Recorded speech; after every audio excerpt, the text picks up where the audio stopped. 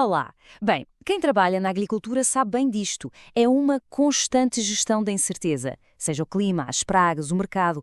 Ufa, os desafios nunca param. Mas, e se em vez de apenas reagir, pudéssemos transformar estes riscos em verdadeiras vantagens? É isso mesmo. Nos próximos minutos, vamos ver como se constrói uma exploração agrícola que não se limita a sobreviver. Ela prospera, mesmo com as adversidades. E esta frase resume tudo, não é? A ideia é mesmo esta: gerir riscos não é só defender a casa para não ter perdas. Não, não, é muito mais do que isso. É uma estratégia, é ser proativo. Pensem nisto. Ao antecipar e planear, não estamos só a proteger o que já investimos. Estamos, na verdade, a garantir que o negócio continua, a transformar a tal incerteza num alicerce sólido para crescer. Pronto, vamos então começar pelo primeiro grande desafio, talvez o maior de todos: o clima. É, sem qualquer dúvida, o fator mais imprevisível e que pode ter um impacto gigantesco em qualquer projeto agrícola. E claro, com as alterações climáticas a darem o ar da sua graça, os eventos extremos são cada vez mais frequentes e mais intensos. Pois é, a seca, aquele inimigo silencioso que ataca precisamente nas fases mais críticas, como a floração. E o resultado? Bem, é fácil de imaginar. As flores caem, os frutos teimam em não crescer e, no limite, a planta pode mesmo morrer. E como se não bastasse, uma planta enfraquecida por falta de água é, basicamente, um convite aberto a pragas e doenças. O prejuízo acaba por ser a dobrar. Mas, felizmente, há soluções. E são soluções bem inteligentes e práticas. Pensemos, por exemplo, na rega gota a gota. Em vez de andar a desperdiçar água, ela é entregue direitinho onde é preciso. Nas raízes, é a eficiência máxima. E se combinarmos isto com reservatórios para aproveitar a água da chuva e técnicas como o mulching, que é basicamente cobrir o solo para manter a umidade, bem, aí já temos várias linhas de defesa.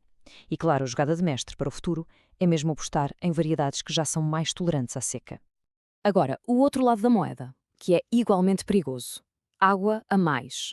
O excesso de água no solo provoca o que chamamos de asfixia radicular. Basicamente, as raízes apodrecem. E não só. A umidade constante é um paraíso para doenças de fungos. E a erosão leva embora os nutrientes todos. Já uma inundação, bem, essa pode levar tudo à frente em questão de horas. E para lutar contra isto, a infraestrutura é a nossa melhor amiga. Canteiros elevados, por exemplo. Pode parecer uma coisa simples, mas é absolutamente fundamental para manter as raízes a respirar, longe da água parada. Se juntarmos a isto umas boas valas de drenagem bem planeadas, garantimos que a água não fica ali a acumular. E em sítios como viveiros, uma cobertura de plástico é a barreira perfeita. Dá um controle total sobre a quantidade de água que entra. E depois, claro, as temperaturas. Outra ameaça dupla. O calor a mais, acima dos 35 graus, pode literalmente queimar os frutos, o chamado escaldão, e fazer com que as flores caiam. Por outro lado, o frio, abaixo dos 15 graus, faz com que tudo se arraste, as plantas não se desenvolvem, os frutos não amadurecem e lá se vai o calendário todo da colheita. Felizmente, para cada extremo há uma solução. As redes de sombreamento, por exemplo, são como uns óculos de sol para as plantas. Filtram a parte mais agressiva do sol. Quando o calor aperta mesmo, a rega por microaspersão pode ajudar a arrefecer o ambiente como se fosse um borrifador gigante. E para o frio, nada melhor que uma barreira natural. Os quebra-ventos, como uma linha de árvores, protegem as culturas e até criam ali um microclima mais ameno e estável. Ok, já falámos muito do clima, mas a resiliência não se fica por aí. As ameaças não vêm só do céu, podem vir de dentro do próprio campo, as pragas e as doenças, ou de fora com as flutuações do mercado. E estes riscos, tanto os biológicos como os económicos, são tão ou mais importantes para o sucesso de uma exploração. É uma boa forma de arrumar as ideias, pensar nestes riscos em duas categorias. De um lado, temos as ameaças biológicas, que acontecem ali mesmo, na terra. São os pulgões, as lagartas, os fungos que atacam as plantas. Do outro lado, temos as ameaças de mercado, que vêm de fora.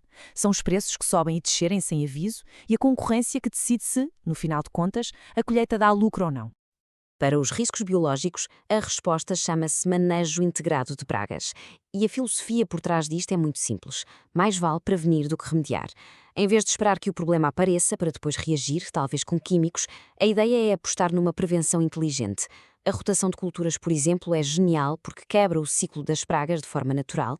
E as armadilhas não são para apanhar tudo, são para nos dizer quando é que é preciso fazer alguma coisa. É uma abordagem, digamos, cirúrgica, em vez de ser uma guerra de desgaste. Agora, no mercado, o jogo é outro e o desafio é a dobrar. Primeiro, a volatilidade. Os preços mudam constantemente. Para nos defendermos disso, uma boa tática é escalonar a colheita, ou seja, não vender tudo de uma vez. Ou então, negociar contratos a prazo que garantem um preço fixo. Depois, temos a concorrência. E aqui, a melhor estratégia é ser diferente. Seja por ter um produto de qualidade superior, uma embalagem mais apelativa, ou até apostar em culturas que mais ninguém tem. É saber defender e, ao mesmo tempo, saber atacar. Ok, então como é que juntamos estas peças todas? A resposta está em ter um sistema, um plano de ação que nos tira do modo apagar fogos e nos põe no modo proativo. É aqui que se passa a ter o controle da situação, em vez de andar a reboque das circunstâncias. E este ciclo de 5 passos é a base de tudo. É quase como uma receita. Primeiro, identificar. Fazer uma lista de todos os riscos possíveis. Segundo, avaliar qual a probabilidade de acontecerem e que rombo fariam nas finanças. Terceiro, definir estratégias. O que fazer para mitigar e o que fazer se o pior acontecer. Quarto, monitorizar. Estar sempre de olhos abertos para os primeiros sinais. E por último, mas muito importante, rever. O plano tem de ser atualizado com o que se vai aprendendo. Não é para ficar na gaveta, é um processo vivo. No fundo, a ideia principal é esta. Gerir riscos não é ter uma bola de cristal para adivinhar o futuro. Nada disso. É sobre construir um presente tão forte, tão flexível, que esteja preparado para aguentar os abanões que o futuro trouxer. É esta a grande diferença entre ficar à espera que um problema aconteça e estar preparado para agarrar uma oportunidade. E para terminar, fica a reflexão. Se olharmos para uma exploração agrícola, qual será o seu elo mais fraco? Qual é aquele primeiro risco que precisa de mais atenção? Identificar esse ponto de partida é mesmo o primeiro grande passo para se construir uma agricultura que seja de facto resiliente. Fica a pensar nisso. E claro, 2 colheitas.